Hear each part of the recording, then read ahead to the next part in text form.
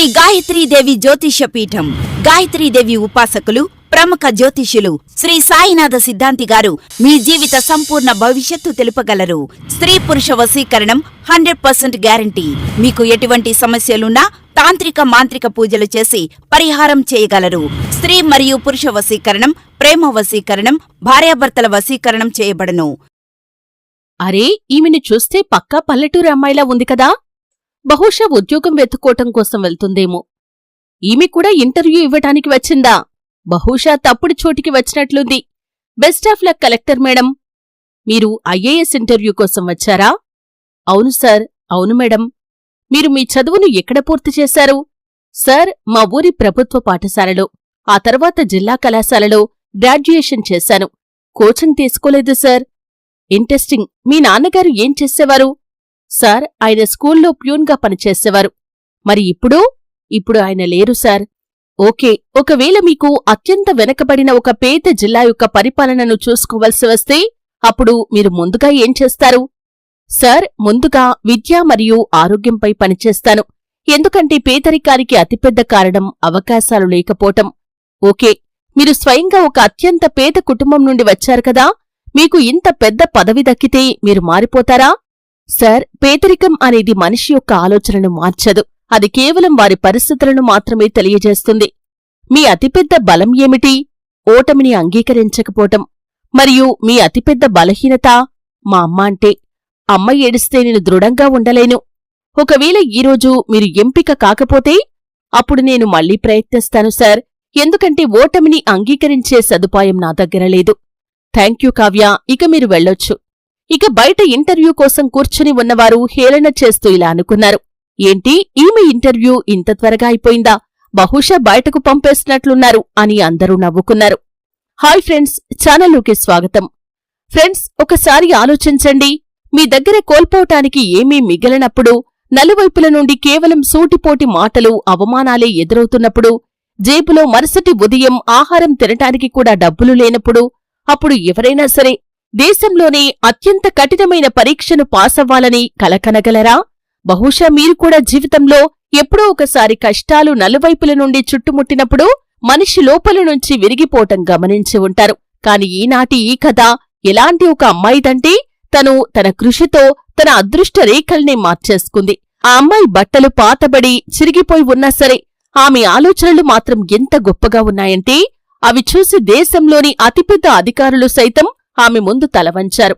కాబట్టి ఫ్రెండ్స్, మీకు కూడా ఇలాంటి వీడియోలు నచ్చితే ఈ వీడియోని లైక్ చేసి, ఒకవేళ మీరు ఈ పరిస్థితుల్లో ఉండి ఉంటే ఏం చేసేవారో కామెంట్ చేయండి. ఫ్రెండ్స్, అది సరిగా ఉదయం సమయం. చల్లటి గాలి నెమ్మదిగా ఊరంతా వ్యాపిస్తుంది. మట్టి ఇళ్ల మధ్య నుంచి వస్తున్న పొగ ప్రజలు తమ పనులను మొదలుపెట్టారని చెబుతోంది. అదే ఊరి చివర అంచున మట్టి రేకులతో కట్టిన ఒక చిన్న ఇల్లు ఉంది. అక్కడ కావ్య తన తల్లితో కలిసి నివసిస్తుంది. కావ్య వయస్సు సుమారు 23 ముఖంలో అమాయకత్వం, కళ్లల్లో పెద్ద కలలు, చేతుల్లో కష్టపడే తత్వం స్పష్టంగా కనిపిస్తున్నాయి. వాళ్ల నాన్నగారు ఒకప్పుడు ఊరి బడిలో అటెండర్గా పనిచేసేవారు. కాని చాలా ఏళ్ల క్రితం అనారోగ్యంతో ఆయన కన్నుమూశారు. దీంతో ఇంటి బాధ్యత మొత్తం ఆమె తల్లిపై పడింది. ఆమె తల్లి ఉన్నవారి ఇళ్లల్లో గిన్నెలు తోముతూ ఎలాగోలా ఇల్లు గడుపుతూ వస్తుంది.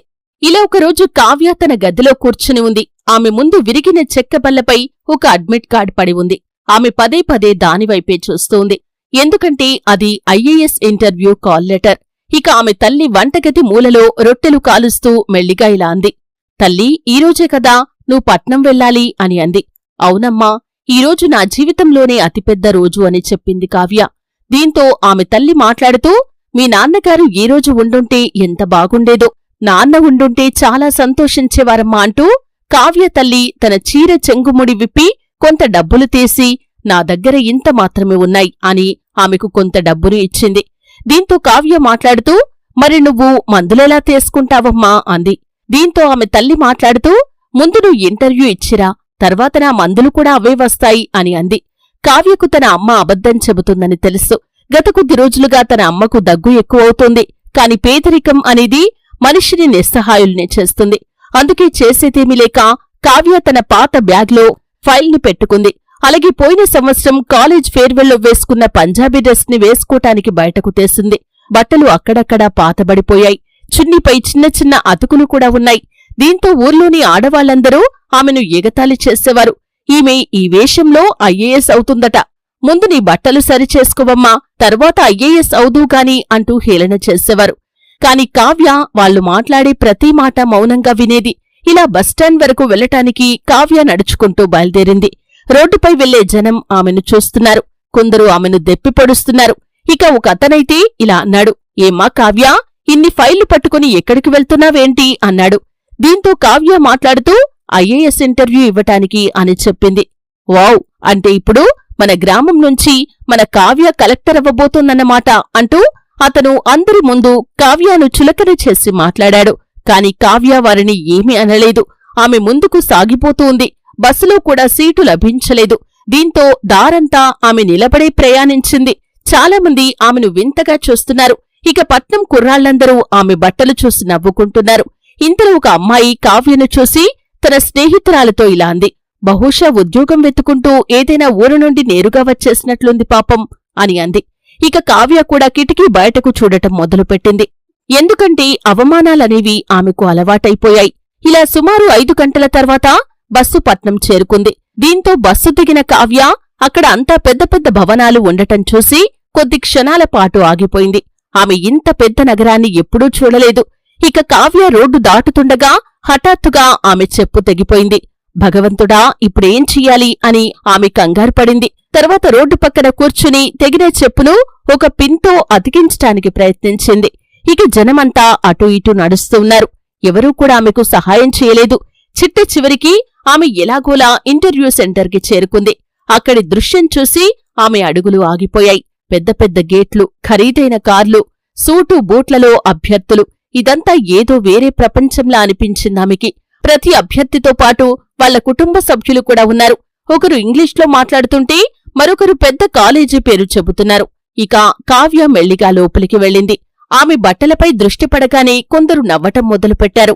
ఇక ఆ గుంపులో ఉన్న ఒక అబ్బాయి మాట్లాడుతూ, ఈమె కూడా ఇంటర్వ్యూ ఇవ్వటానికి వచ్చిందా, బహుశా తప్పుడు చోటికి వచ్చినట్లుంది అని అన్నాడు. కాని కావ్య తనను తాను తమాయించుకుని ఒక మూలకు వెళ్లి కూర్చుంది. వెనక కూర్చున్న కొందరు మళ్లీ నవ్వి, best of luck collector madam అన్నారు వ్యంగ్యంగా. కలెక్టర్ మేడం అని వాళ్లు హేళనగా నవ్విన నవ్వు ఆమె చెవుల్లో ప్రతిధ్వనిస్తూనే ఉంది. కాని ఆమె తనను తాను కుంగిపోనివ్వలేదు. ఇంటర్వ్యూ గది బయటకు చేరుకోగానే ఆమె చేతులు వనకటం ప్రారంభించాయి. తన జేబులోంచి తన తండ్రి పాత ఫోటోను తీసి నెమ్మదిగా ఇలా అంది, నాన్నా, నాకు తోడుగా ఉండు అని మనసులో అనుకుంది. సరిగా అప్పుడే లోపల నుండి వాయిస్ వినిపించింది, కమిన్ కావ్య అని. కావ్య తలుపు తీసింది. గదిలో 5 అధికారులు కూర్చుని ఉన్నారు. వాళ్ల ముందు ఫైళ్లు పెట్టి ఉన్నాయి. మధ్యలో కూర్చున్న ఒక అధికారి తన కళ్లద్దాలు తీసి ఆమెను చూశారు. ఆయన చూపు ముందుగా కావ్య బట్టలపై పడింది. ఇది గమనించిన ఒక మహిళా అధికారి నెమ్మదిగా ఇలా అడిగింది, మీరు ఐఏఎస్ ఇంటర్వ్యూ కోసమే వచ్చారా అని. అవును మేడం అంటూ ఆ తర్వాత ఆమె చైర్పై కూర్చుంది. గదిలో కొద్ది క్షణాల పాటు నిశ్శబ్దం అలుముకుంది. తర్వాత ఒక అధికారి మాట్లాడుతూ, మీరు మీ చదువును ఎక్కడ పూర్తి చేశారు అని అడిగాడు. దీంతో కావ్య, సార్, మా ఊరి ప్రభుత్వ పాఠశాలలో, ఆ తర్వాత జిల్లా కళాశాలలో గ్రాడ్యుయేషన్ చేశాను. కోచింగ్ తీసుకోలేదు సార్. ఓ ఇంట్రెస్టింగ్. మీ నాన్నగారు ఏం చేసేవారు? సార్, ఆయన స్కూల్లో ప్యూన్గా పనిచేసేవారు. మరి ఇప్పుడు ఆయన లేరు సార్ అంది కావ్య. భారత రాజ్యాంగంలో ప్రాథమిక హక్కుల ప్రాముఖ్యత ఏంటి?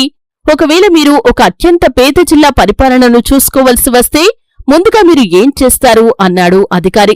దీంతో కావ్య మాట్లాడుతూ, సార్, ముందుగా విద్య మరియు ఆరోగ్యంపై పనిచేస్తాను.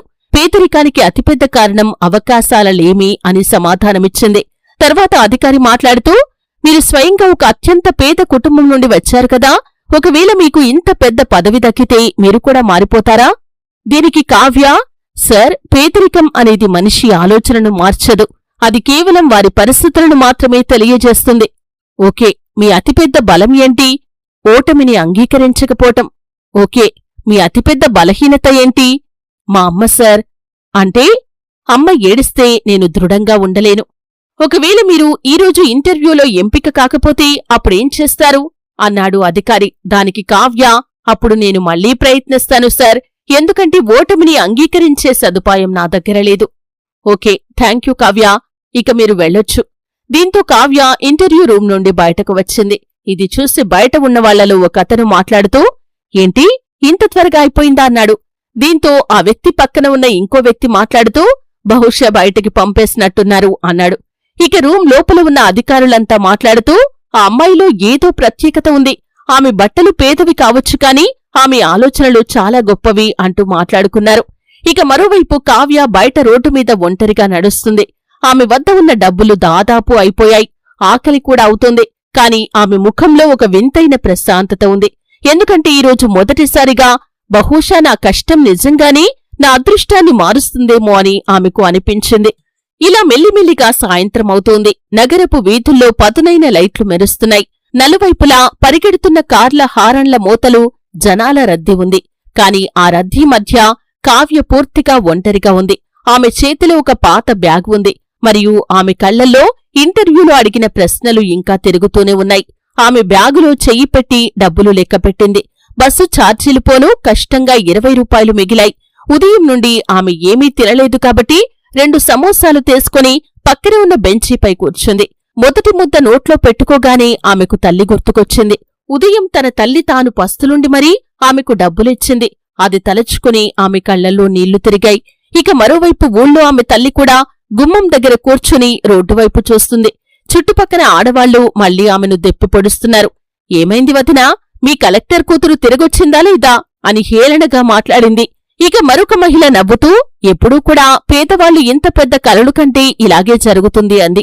కాని కావ్య వాళ్ల అమ్మ వారిని ఏమీ అనలేదు. ఆమె ఆకాశం వైపు చూస్తూ ఉండిపోయింది. ఇటు పట్నంలో కావ్య బస్టాండ్కి చేరుకుంది. కాని చివరి బస్సు వెళ్లిపోయిందని తెలిసింది. ఇప్పుడు రాత్రిపూట ఊరికి ఎలా వెళ్లాలి అని ఆమె కంగారు పడింది. ఆమె చాలా మందిని అడిగింది కాని ఎవరూ సహాయం చేయలేదు. ఇక మెల్లిగా రాత్రి సమయం పెరిగిపోతూ ఉంది. చల్లని గాలి వీయటం మొదలైంది. కావ్య బస్టాండ్లోని ఒక మూలన కూర్చుని తన బ్యాగ్ను గుండెలకు హత్తుకుంది. పక్కన కూర్చున్న కొందరు ఆమెను వింత చూపులు చూస్తున్నారు. అప్పుడే ఒక వృద్ధురాలు ఆమె దగ్గరికి వచ్చి, అమ్మా, నువ్వు ఎక్కడికి వెళ్ళాలి అని అడిగింది. కావ్య మాట్లాడుతూ ముజఫర్పూర్ దగ్గర ఒక ఊరికి అని చెప్పి, అవును, బస్సు వెళ్లిపోయిందా అని అడిగింది. దీంతో వృద్ధురాలు మాట్లాడుతూ ఈ రాత్రికి ఇక్కడే ఉండిపో, ఉదయం మొదటి బస్సు దొరుకుతుంది అని అంది. దీంతో కావ్య ధన్యవాదాలమ్మా మీకు అంది. ఇక మరుసటి రోజు ఉదయం మొదటి బస్సు వచ్చింది. కావ్య వెంటనే అందులో కూర్చుంది. ఆమె ఊరు చేరుకునేసరికి సూర్యుడు ఉదయించాడు. ఆమె తల్లి గుమ్మం దగ్గరే కూర్చుని ఉంది. కావ్యను చూడగానే వచ్చేసిందా నా కూతురు అని ఆమె కళ్లల్లో ఆనందం వెళ్లివిరిసింది. కావ్య పరిగెత్తుకుంటూ వెళ్లి అమ్మను హత్తుకుంది. దీంతో ఆమె తల్లి వెంటనే అడిగింది, ఇంటర్వ్యూ ఎలా జరిగిందమ్మా అని. హా, బాగానే జరిగిందమ్మా, కాని అక్కడంతా చాలా పెద్దవాళ్లు ఉన్నారు అని చెప్పింది కావ్య. నా కూతురు కూడా ఎవరికీ తక్కువ కాదు అని కావ్య తల్లి అంది. ఇంతలో పక్కింటి మహిళలు వచ్చి, అరెరే, ఐఏఎస్ మేడం వచ్చేసిందా అంటూ గొళ్ళున నవ్వారు. కాని కావ్య వాళ్ల మాటలు పట్టించుకోకుండా ఇంటి ఖర్చుల కోసం మళ్లీ పిల్లలకు ట్యూషన్ చెప్పటం మొదలుపెట్టింది. ఊళ్ళో చిన్నపిల్లలు ఆమెను చాలా ఇష్టపడేవారు. ఒకరోజు ఒక పాప అడిగింది, అక్కా, నువ్వు నిజంగా కలెక్టర్ అవుతావా అని. దీంతో కావ్య నవ్వి, కష్టపడితే ఏదైనా సాధించవచ్చు అని చెప్పింది. కాని రాత్రిపూట ఆమె ఒంటరిగా ఉన్నప్పుడు మాత్రం, ఒకవేళ నేను ఎంపిక కాకపోతే నా కష్టమంతా వృధా అయిపోతుందా అన్న భయం ఆమెను ఆవరించేది. ఇలా ఒకరోజు రాత్రి ఆమె తన తల్లి చాలా తీవ్రంగా దగ్గటం చూసింది. ఈసారి దగ్గుతో పాటు రక్తం కూడా పడింది. కావ్య భయంతో వణికిపోయింది. వెంటనే నీళ్లు తీసుకొచ్చి తల్లికి ఇచ్చింది. కాని ఆమె తల్లి ఏమీ కాలేదని దాచిపెట్టే ప్రయత్నం చేసింది. కాని జబ్బు బాగా ముదిరిపోయిందన్న విషయం కావ్యకు అర్థమైంది. మరుసటి రోజు ఆమె తన అమ్మను ప్రభుత్వ ఆస్పత్రికి తీసుకెళ్లింది. ఆస్పత్రి పరిస్థితి చాలా దారుణంగా ఉంది. పొడవైన క్యూలైన్లు, విపరీతమైన రద్దీ, డాక్టర్ల కొరత ఉంది. గంటల తరబడి ఎదురు చూసిన తర్వాత డాక్టర్ పరీక్షించి ఈమెకు చికిత్స త్వరగా ప్రారంభించాలి అని చెప్పారు. దీంతో కావ్య భయపడుతూ, ఎంత ఖర్చవుతుంది డాక్టర్ గారు అని అడిగింది. డాక్టర్ కొన్ని మందులు రాసి, ఇది ప్రభుత్వ ఆస్పత్రి కాబట్టి ఖర్చేమీ ఉండదు, కాని ప్రధాన మందులు అన్ని బయటినుంచి కొనుక్కురావాలి అని చెప్పారు. దీంతో కావ్య ముఖంలో రంగు పాలిపోయింది. ఇంటికి తిరిగి వస్తున్నప్పుడు కావ్య తల్లి మాట్లాడుతూ, ఇంతగా చింతించకు తల్లి, నేను బాగానే ఉన్నాను అని అంది. కాని డబ్బు లేకుండా చికిత్స కష్టమని కావ్యకు తెలుసు. ఆ రాత్రి ఆమె తన తండ్రి పాత గడియారాన్ని బయటకు తెసింది. ఆయన జ్ఞాపకంగా మిగిలిన ఏకైక వస్తువు అదే. మరుసటి రోజు ఆమె ఆ గడియారాన్ని అమ్మేసింది. నెమ్మదిగా ఊరంతటా కావ్య ఐఏఎస్ ఇంటర్వ్యూ ఇచ్చి వచ్చిందన్న వార్త వ్యాపించింది. కొందరు ఎగతాళి చేసేవారు, కొందరు ఈర్ష్యపడేవారు, కాని మరికొందరు ఆమెను చూసి గర్వపడేవారు. ఊరి మాస్టర్ గారు ఒకరోజు ఆమె ఇంటికి వచ్చి, అమ్మా, నువ్వు మన ఊరి పేరు నిలబెట్టావు అని కొంత డబ్బును ఆమె చేతికిచ్చాడు. దీంతో కావ్య మాట్లాడుతూ, వద్దు మాస్టారుగారు అంది. కాని మాస్టారుగారు మాట్లాడుతూ, దీన్ని సాయమనుకోకమ్మా, ఇది నా ఆశీర్వాదం అని చెప్పాడు. ఇక మరోవైపు అటు పట్నంలో యూపీఎస్సీ ఆఫీస్లో ఇంటర్వ్యూ ప్యానెల్ యొక్క ఒక ముఖ్యమైన మీటింగ్ జరుగుతుంది. అప్పుడు కావ్యను ఇంటర్వ్యూ చేసిన ఆ మహిళా అధికారి మాట్లాడుతూ, ఆ అమ్మాయి పేరేంటి అని అడిగింది. కావ్య చౌదరి అంటూ ఒక అధికారి బదులిచ్చారు. దీంతో ఆమె ఫైల్ మళ్లీ చూడండి అంటూ ఆ మహిళా అధికారి అనగానే ఇంకొక అధికారి ఆ ఫైల్ తెరవగానే అందరూ ఆశ్చర్యపోయారు. ప్రభుత్వ పాఠశాలలో చదువు, కోచింగ్ లేకుండానే ప్రిపరేషన్, అత్యంత పేద కుటుంబం, అయినా ఇంత అద్భుతమైన ఇంటర్వ్యూ అని అనుకుని ఒక అధికారి ఇలా అన్నాడు. ఆమె కమ్యూనికేషన్ స్కిల్స్ కొంచెం బలహీనంగా ఉన్నప్పటికీ ఆమె నిజాయితీ, ఆలోచనలో స్పష్టత అద్భుతం. మన సిస్టంకు ఇలాంటి అట్టడుగు స్థాయి నుండి వచ్చిన వ్యక్తులే కావాలి అని మాట్లాడుకున్నారు. అటు కావ్యకు ఇవన్నీ ఏమీ తెలియవు. ఆమె ప్రతిరోజూ భగవంతుణ్ణి ప్రార్థించేది. ఇలా ఒకరోజు ఉదయాన్నే ఊళ్ళోకి పోస్ట్ మ్యాన్ వచ్చి అరిచాడు, కావ్య, నీ పేరు మీద ఉత్తరం వచ్చింది అని. దీంతో కావ్య పరిగెత్తుకుంటూ బయటకు వచ్చింది. ఆమె చేతులు తీవ్రంగా వణుకుతున్నాయి. ఎన్వలప్ మీద పెద్ద అక్షరాలతో యూపీఎస్సీ అని రాసి ఉంది. ఊరంతా అక్కడ గుమ్మికూడింది. అందరి దృష్టి ఆ కవర్ మీదే ఉంది. ఆమె నెమ్మదిగా కవర్ను తెరిచింది. లోపల ఒక అధికారిక కాగితం ఉంది. ఆమె కళ్ళు వేగంగా అందులోని పదాలను చదవటం ప్రారంభించాయి. హఠాత్తుగా ఆమె చేతులు వనకసాగాయి. దీంతో ఆమె తల్లి భయపడుతూ, ఏమైంది బిడ్డా అని అడిగింది. కావ్య కళ్ల వెంబడి కన్నీళ్లు ప్రవహించాయి. కొద్ది క్షణాల పాటు ఆమె ఏమీ మాట్లాడలేకపోయింది. ఊరి జనం ఆసక్తిగా ఆమెను చూస్తున్నారు. ఆ తర్వాత వణుకుతున్న స్వరంతో కావ్య ఇలా అంది, అమ్మా, నేను సెలెక్ట్ అయ్యాను అని. కొద్ది క్షణాల పాటు ఊరంతా నిశ్శబ్దమైపోయింది. ఆమెను ఎగతాళి చేసిన వాళ్ల ముఖాలు వెంటనే మాడిపోయాయి. అమ్మ అక్కడే నేలపై కూర్చుని, నా కూతురు కలెక్టరైపోయింది అని ఏడవటం మొదలుపెట్టింది. ఊరి పిల్లలు ఆనందంతో కేకలు వేశారు. కాని అప్పుడే కావ్య చూపు ఆ లెటర్ కింద ఉన్న మరో లైన్పై పడింది. అందులో ట్రైనింగ్ కోసం వచ్చే నెలలో ఢిల్లీలో రిపోర్ట్ చేయటం తప్పనిసరి అని రాసి ఉంది. ఆమె ముఖంలో ఆనందం అకస్మాత్తుగా తగ్గిపోయింది. ఎందుకంటే ఢిల్లీ వెళ్లటానికి ఆమె దగ్గర తగినంత డబ్బు లేదు. పైగా తల్లి ఆరోగ్యం క్షీణిస్తూ ఉంది. ఇక ఈ వార్త తెలియగానే కావ్య ఇంటి ముందు ఊరంతా నిలబడి ఉంది. కొందరి ముఖాల్లో ఆశ్చర్యం ఉంది, కొందరి ముఖాల్లో అసూయ, మరికొందరి కళ్లలో మొదటిసారిగా గౌరవం కనిపిస్తుంది. దీంతో జనమంతా గుసగుసలాడుకుంటున్నారు. ఈమె నిజంగానే సెలెక్ట్ అయిపోయిందట. అవునా? అయితే న్యూస్ పేపర్ వాళ్లను పిలవండి, మన ఊరి అమ్మాయి ఐఏఎస్ అయింది అని నలువైపులా ఒకటే గోల. కాని ఆ రద్దీ మధ్య కావ్య మౌనంగా ఉంది. ఢిల్లీలో ట్రైనింగ్ రిపోర్టింగ్ తేదీ ఉన్న ఆ లెటర్ మీదే ఆమె చూపు పదే పదే పడుతుంది.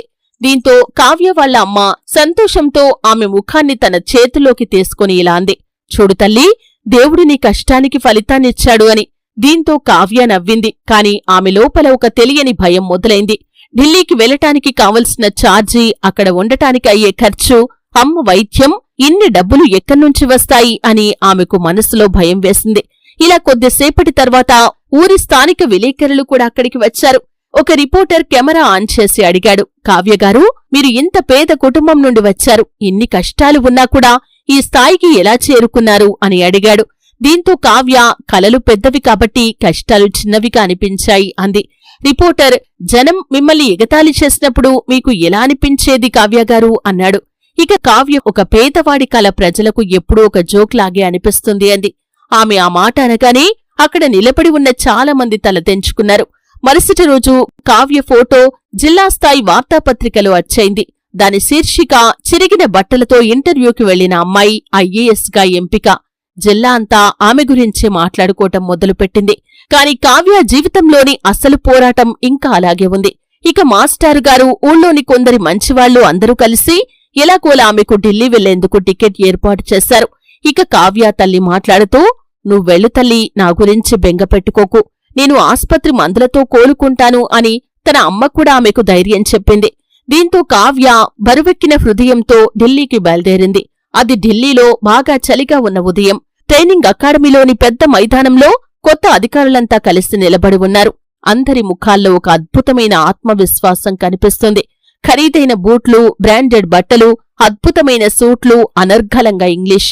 ఇదంతా కావ్యకు మళ్లీ వేరే ప్రపంచంలా అనిపించింది. ఆమె అందరి వెనక మౌనంగా నిలబడి ఉంది. ఆమె దగ్గర కేవలం 2 జతల బట్టలు మాత్రమే ఉన్నాయి. ఎప్పుడూ వేసుకునే అదే పాత డ్రెస్ ఒకటి కాగా, ఊరి నుండి వస్తున్నప్పుడు పక్కింటి వాళ్ల దగ్గర అప్పు చేసి అమ్మ కొనిచ్చిన సాధారణ పంజాబీ డ్రెస్ ఇంకొకటి. ఇలా మొదటి రోజు అధికారులందరికీ లాంఛనప్రాయ పరిచయ కార్యక్రమం మొదలైంది. ఒక అబ్బాయి ముందుకు వచ్చి అన్నాడు, myself Nirav Mehta, Delhi university అన్నాడు. మరో అమ్మాయి అంది, I am Riddhiman, London school of economics అంది. ప్రతి ఒక్కరూ పెద్ద పెద్ద కాలేజీల పేర్లు, తమ ధనిక కుటుంబాల నేపథ్యం చెబుతున్నారు. అప్పుడే కావ్యవంతు కూడా వచ్చింది. ఆమె నెమ్మదిగా తన చోటు నుండి లేచి నిలబడి, నా పేరు కావ్య చౌదరి, నేను బీహార్లోని ఒక చిన్న గ్రామం నుండి వచ్చాను. ఇది విని కొందరు చిన్నగా నవ్వారు. కాని కావ్య ఇంకా ఇలా చెప్పింది, నేను నా చదువంతా ప్రభుత్వ పాఠశాలలోనే చదివాను. అప్పుడే వెనక నిలబడి ఉన్న ఇద్దరు అబ్బాయిలు తమలో తాము గుసగుసలాడుకోసాగారు. అరే, సోషల్ మీడియాలో వైరలైన అమ్మాయి ఈమె కదా, ఆ చిరిగిన బట్టలమ్మాయి అని చిన్నగా నవ్వారు. వాళ్ళ ఆ చిన్న నవ్వు హాలంతా వినిపించింది. కావ్య ఆ మాటను స్పష్టంగా వింది. కాని ఈసారి ఆమె మౌనంగా ఉండలేదు. ఆమె సూటిగా ఆ అబ్బాయిల వైపు చూస్తూ దృఢంగా ఇలా అంది, అవును, నేను ఆ అమ్మాయినే. నా బట్టలు చిరిగిపోయి ఉండొచ్చు కాని నా కలలు కాదు అని అంది. ఆమె మాట వినగానే హాలంతా పూర్తిగా నిశ్శబ్దమైపోయింది. అక్కడ ఉన్న చీఫ్ ట్రైనింగ్ ఆఫీసర్ మొదటిసారి ఆమె వైపు చూసి నవ్వుతూ ఆమెను ప్రశంసించారు. క్రమంగా రోజులు గడుస్తున్నాయి. కాని అకాడమీలో ట్రైనింగ్ చాలా కష్టంగా ఉంది. ఉదయం 4 గంటలకే నిద్రలేవటం, సుదీర్ఘమైన పరుగు, ఆ తర్వాత వరుస తరగతులు, ప్రెజెంటేషన్లు, ఫీల్డ్ ట్రైనింగ్ అన్నీ చాలా బిజీగా ఉండేవి. ప్రారంభంలో కావ్యకు ఇంగ్లీష్లో మాట్లాడటంలో మరియు అక్కడి ఆధునిక వాతావరణానికి అలవాటు పడటంలో చాలా ఇబ్బందిగా ఉండేది. కొందరు ఈ విషయమై తరచుగా ఆమెను ఎగతాళి చేసేవారు. ఒకరోజు క్లాస్లో చాలా ముఖ్యమైన ప్రెజెంటేషన్ ఇవ్వాల్సి వచ్చింది. కావ్య స్టేజ్ పైకి చేరుకోగానే వెనక నుండి మళ్లీ ఒక వ్యంగ్యమైన స్వరం వినిపించింది, ఇప్పుడు చూడండి, ఈ పల్లెటూరి పిల్ల ఇంగ్లీష్ మాట్లాడుతుంది అని. ఇది విని కొందరు లోలోపల నవ్వటం మొదలుపెట్టారు. దీంతో కావ్య చేతులు వణకటం ప్రారంభించాయి. ప్రెజెంటేషన్ ఫైల్ ఆమె చేతుల్లోంచి జారిపోయే సమయంలో మరుసటి క్షణంలోనే ఆమెకు తన తల్లి చెప్పిన మాటలు గుర్తొచ్చాయి, నువ్వు ఎప్పుడూ భయపడకు తల్లి, ధైర్యంగా ఉండు అని. దీంతో ఆమె దీర్ఘంగా ఒక శ్వాస తీసుకుని మాట్లాడటం ప్రారంభించింది. ప్రారంభం కొద్దిగా బలహీనంగా, తడబాటుతో ఉంది కాని ఆమె భారతదేశపు గ్రామీణ ప్రాంతాలు మరియు పేదల వాస్తవిక సమస్యల గురించి మాట్లాడటం మొదలుపెట్టగానే క్లాస్ అంతా నిశ్శబ్దంగా మారిపోయింది. ఆమె తన ప్రసంగాన్ని ముగిస్తూ, పేదలకు ఎవరి జాలి అవసరం లేదు, సరైన అవకాశం మాత్రమే కావాలి. మన గ్రామాల్లో ప్రతిభకు కొదువలేదు, కేవలం ఆధునిక సదుపాయాల లేమి మాత్రమే ఉంది అని చెప్పింది. ఆమె మాటలు పూర్తి కాగానే హాలంతా చప్పట్లతో మార్మోగిపోయింది.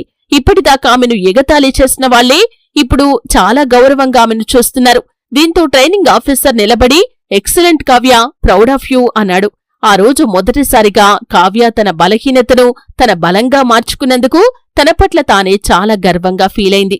కాని ఆ రాత్రి ఆమె తన గదిలో కూర్చుని ఉన్నప్పుడు ఆమె ఫోన్కి ఊరి నుండి కాల్ వచ్చింది. స్క్రీన్ మీద మాస్టారు గారి పేరు చూడగానే వెంటనే ఫోన్ లిఫ్ట్ చేసింది. కాని అక్కడ మాస్టారు గారి వాయిస్ చాలా వణుకుతుంది. ఆయన మాట్లాడుతూ, అమ్మా, నువ్వు ఎంత తొందరగా వీలైతే అంత తొందరగా ఊరికి వచ్చేయ్ అన్నాడు. దీంతో కావ్య చాలా భయపడిపోయి, ఏమైంది మాస్టర్ గారు, అంతా బాగానే ఉంది కదా అని అడిగింది. కొద్ది క్షణాలు భయంకరమైన నిశ్శబ్దం తర్వాత మాస్టారు గారు మాట్లాడుతూ, మీ అమ్మ పరిస్థితి చాలా విషమంగా ఉంది, ఆమె ఆస్పత్రిలో ఉంది అని చెప్పాడు. అది వినగానే కావ్య చేతిలోంచి ఫోన్ కింద పడిపోయింది. ఆమె పూర్తిగా నిశ్చేష్టురాలైంది. మరుసటి రోజు ఉదయం ఆమె ఒక్క క్షణం కూడా వృధా చేయకుండా వెంటనే ఊరికి బయలుదేరింది. దారంతా ఆమె కళ్లనుంచి కన్నీళ్లు కారుతూనే ఉన్నాయి. తన తల్లికి ఏమీ కాకూడదని ఆమె దేవుణ్ణి ప్రార్థిస్తూనే ఉంది. ఆమె జిల్లా ఆస్పత్రికి చేరుకునేసరికి ఆమె తల్లి ఐసీయూలో అడ్మిట్ అయి ఉంది. ఆమె ముఖం చాలా నీరసించిపోయింది. శ్వాస చాలా నెమ్మదిగా ఆడుతోంది. ఇక కావ్య పరిగెత్తుకుంటూ వెళ్లి ఆమె దగ్గర కూర్చుని ఆమె చెయ్యి పట్టుకుంది. దీంతో కావ్య తల్లి చాలా కష్టంగా కళ్ళు తెరిచి కూతురుని ఎదురుగా చూసి ఆమె ముఖంలో ఒక చిన్న చిరునవ్వు వచ్చింది. ఆమె చాలా నెమ్మదిగా, నా ఆఫీసర్ కూతురు వచ్చేసిందా అని అంది. కావ్య బోరున విలపిస్తూ, నువ్వు కోలుకుంటావమ్మా, నేను వచ్చేశానుగా అంది. ఇక కావ్య వాళ్ల అమ్మ నెమ్మదిగా కావ్య చేతిని మరింత గట్టిగా పట్టుకుని, నాకు ఇక ఏ దిగులు లేదు తల్లి, నా సమయం ఆసన్నమైంది అని చెప్పింది. దీంతో కావ్య ఏడుస్తూ, అలా అనకమ్మా, నేను ఇంకా నీకు చాలా సేవలు చెయ్యాలి అంది. దీంతో అమ్మ కళ్లలో నుంచి కూడా కన్నీళ్లు వచ్చాయి. ఆమె మాట్లాడుతూ, మీ నాన్నగారి కల ఈరోజు నెరవేరింది, నేను చాలా సంతోషంగా ఉన్నాను అని అంది. అప్పుడే హఠాత్తుగా అక్కడ ఉన్న మెడికల్ మెషిన్ శబ్దం చాలా వేగంగా అవటం మొదలైంది. డాక్టర్ల బృందం పరిగెత్తుకుంటూ లోపలికి వచ్చి కావ్యను వెంటనే గది బయటకు పంపేశారు. కావ్య బయట కారిడార్లో నిలబడి ఏడుస్తూ దేవుణ్ణి ప్రార్థిస్తూనే ఉంది. కొద్ది నిమిషాల తర్వాత డాక్టర్లు బయటకు వచ్చారు. కాని వారి ముఖాల్లోని ఆ తీవ్రమైన మౌనం అన్నీ చెప్పేసింది. డాక్టర్ నెమ్మదిగా ఐఎమ్ సారీ, మేము ఆమెను కాపాడలేకపోయాము అని చెప్పారు. ఈ మాట వినగానే కావ్య అక్కడే నేలపై కూలబడిపోయింది. ఒక్క క్షణంలో ఆమె ప్రపంచం మొత్తం శూన్యమైపోయినట్లుగా అనిపించింది. ఏ తల్లైతే తను పస్తులుండి మరి తనను చదివించిందో, సమాజపు ప్రతి సూటిపోటి మాటలను భరించి ఆమెను ఈ స్థాయికి చేర్చిందో, ఈరోజు ఆమె కూతురు నిజంగానే ఒక ఆఫీసర్ అయినప్పుడు ఆమె మాత్రం శాశ్వతంగా శ్వాస వదిలిపెట్టి వెళ్లిపోయింది. ఊరి జనమందరూ అంత్యక్రియల్లో పాల్గొన్నారు. ఒకప్పుడు కావ్యాను మరియు ఆమె తల్లిని ఎగతాళి చేసిన వారు సైతం ఈరోజు కంటతడి పెట్టారు. వారి ప్రవర్తన పట్ల వారు సిగ్గుపడ్డారు. మాస్టారుగారు కావ్య భుజంపై చెయ్యి వేసి, మీ అమ్మ చాలా గొప్పది తల్లి, ఆమె తన వంతు బాధ్యతను నెరవేర్చింది అని అన్నాడు. దీంతో కావ్య మౌనంగా ఆకాశం వైపు చూస్తూ ఉండిపోయింది. జీవితం తనకు అతిపెద్ద సంతోషంతో పాటు అతిపెద్ద బాధను కూడా ఇచ్చిందని ఆమె కనిపించింది. కొన్ని రోజుల తర్వాత ఆమె బరువెక్కిన హృదయంతో తిరిగి తన ట్రైనింగ్కు వెళ్ళింది. ఇప్పుడు ఆమె మునుపటిలా బలహీనంగా భయపడే అమ్మాయి కాదు. ఆమె కళ్లల్లో ఒక తీవ్రమైన బాధ ఖచ్చితంగా ఉంది. కాని అదే బాధ ఇప్పుడు ఆమెను లోపల నుండి మరింత దృఢంగా మార్చింది. ఆమె తన శక్తినంతా కూడా ట్రైనింగ్ పై పెట్టింది. నెలల తరబడి కఠోర శిక్షణ తర్వాత చివరికి ఆ చారిత్రక దినం రానే వచ్చింది. తను మరియు తన తల్లిదండ్రులు చిన్నప్పటి నుండి కన్న కల అది. పాసింగ్ అవుట్ పరేడ్ రోజు కొత్త యువాధికారులందరూ తమ పూర్తి యూనిఫామ్ మరియు మెడల్స్తో మైదానంలో గర్వంగా నిలబడి ఉన్నారు. దీంతో కావ్య కళ్ళు పదే పదే అక్కడికి వచ్చిన అతిథుల గుంపులో తన తల్లిని వెతుకుతున్నాయి. కాని అక్కడ కేవలం ఒక శూన్యం మాత్రమే ఉంది. వేడుక ప్రారంభమైంది. దేశపు కొత్త ధైర్యశాలుడు అయిన అధికారుల పేర్లను ఒక్కొక్కటిగా పిలవటం మొదలుపెట్టారు. లౌడ్ స్పీకర్లో కావ్య చౌదరి అని వినిపించగానే మైదానం మరియు ప్రేక్షకుల గ్యాలరీ అంతా చప్పట్ల మూతతో మార్మోగిపోయింది. దీంతో కావ్య ఎంతో గర్వంగా ముందుకు సాగింది. ముఖ్య అతిథి ఆమెకు ప్రతిష్టాత్మకమైన పతకాన్ని అలంకరించారు. ట్రైనింగ్ డైరెక్టర్ నవ్వుతూ నెమ్మదిగా you are a real inspiration Kavya అని అన్నారు. దీంతో కావ్య కళ్లల్లోంచి కన్నీళ్లు వచ్చాయి. ఆమె మనసులోనే ఆకాశం వైపు చూస్తూ, అమ్మా చూడు, నేను విజయం సాధించాను, నీ కల నెరవేరింది అని అనుకుంది. ఇలా కొన్ని నెలల తర్వాత కావ్యకు అసిస్టెంట్ కలెక్టర్గా ఒక అత్యంత వెనకబడిన పేద జిల్లాలో మొదటి పోస్టింగ్ వచ్చింది. ఆమె తన అధికారిక ప్రభుత్వ వాహనంలో మొదటిసారిగా తన సొంత ఊరికి చేరుకున్నప్పుడు అక్కడి దృశ్యం పూర్తిగా మారిపోయింది. ఒకప్పుడు ఆమెను చూసి నవ్విన ప్రజలే ఈరోజు రోడ్డుకు ఇరువైపులా చేతులు జోడించి గౌరవంగా నిలబడి ఉన్నారు. ఊరి సర్పంచ్ సైతం తల వంచుకుని నిలబడ్డాడు. ఆ ఊళ్ళో చిన్నపిల్లలు ఆమెను చూసి చూడండి చూడండి, మన కలెక్టర్కి వచ్చేసింది అని ఆనందంగా కేకలు వేస్తున్నారు. ఇక కావ్య కూడా కారు దిగింది. కాని ఆమె ఆ ఆడంబరాలేవీ పట్టించుకోలేదు. ఆమె నేరుగా ఒకప్పుడు తన తండ్రి ప్యూన్గా పనిచేసిన ఊరి ప్రభుత్వ పాఠశాలకే ముందుగా వెళ్ళింది. స్కూల్ యొక్క అదే పాత గోడలు, బలహీనమైన వ్యవస్థను చూసి ఆమె వెంటనే అక్కడ ఉన్న ఉన్నతాధికారులను కఠినమైన స్వరంతో ఆదేశించింది. ఈ పాఠశాల పరిస్థితి రాబోయే నెల రోజుల్లో పూర్తిగా మారిపోవాలి. ఇక్కడ ప్రతి పిల్లవాడికి ఆధునిక విద్య అందాలి అని అంది. నెమ్మదిగా ఆమె పనిచేసే విధానం వల్ల జిల్లా అంతటా ఒక పెద్ద మార్పు మొదలైంది. కొత్త పాఠశాలలు నిర్మించబడ్డాయి. ప్రభుత్వ ఆస్పత్రుల పరిస్థితి మెరుగైంది.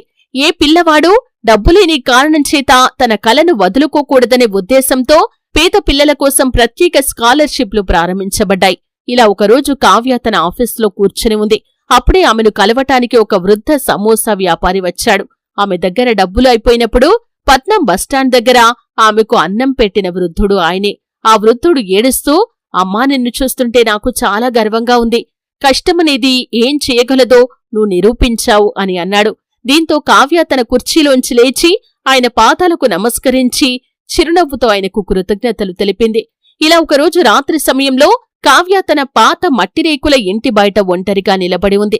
ఆమె ప్రశాంతమైన ఆకాశం వైపు చూస్తుంది. చల్లటి గాలి నెమ్మదిగా వీస్తుంది. భగవంతుడు నీ కష్టాన్ని ఎప్పుడూ వృధా పోనివ్వడు తల్లి అన్న తల్లి మాటలు ఆ గాలిలో మళ్లీ ప్రతిధ్వనిస్తున్నట్లుగా ఆమె కనిపించింది. దీంతో కావ్య కళ్లనుంచి కన్నీళ్లు కారసాగాయి. ఆమె ఆకాశంలోని నక్షత్రాల వైపు చూస్తూ చాలా నెమ్మదిగా మరియు నమ్మకంతో ఇలా అంది, పేదవాడి బట్టలు చిరిగిపోయి ఉండొచ్చు కాని వాడి కలలు ఎప్పుడూ చిరిగిపోలేవు అని అంది. ఫ్రెండ్స్, మీరు కూడా మీ జీవితంలో ఏదైనా దశలో ఇలాంటి తీవ్రమైన పోరాటాన్ని లేదా ఆత్మీయులను కోల్పోయే బాధను అనుభవించారా? కావ్య యొక్క ఈ కథ మీ హృదయాన్ని తాకినట్లయితే తప్పకుండా వీడియోని లైక్ చేయండి. అలాగే మీ జీవితంలో మీరు ఎదుర్కొన్న అతిపెద్ద పోరాటం ఏంటో కామెంట్ బాక్స్ లో తెలపండి. దీనివల్ల ఇతరులకు మీరు ప్రోత్సాహం ఇచ్చినట్లవుతుంది. అలాగే ఈ వీడియోని మీరు ఏ ప్రాంతం నుండి చూస్తున్నారో కూడా కామెంట్ చేయండి. జై హింద్, జై భారత్.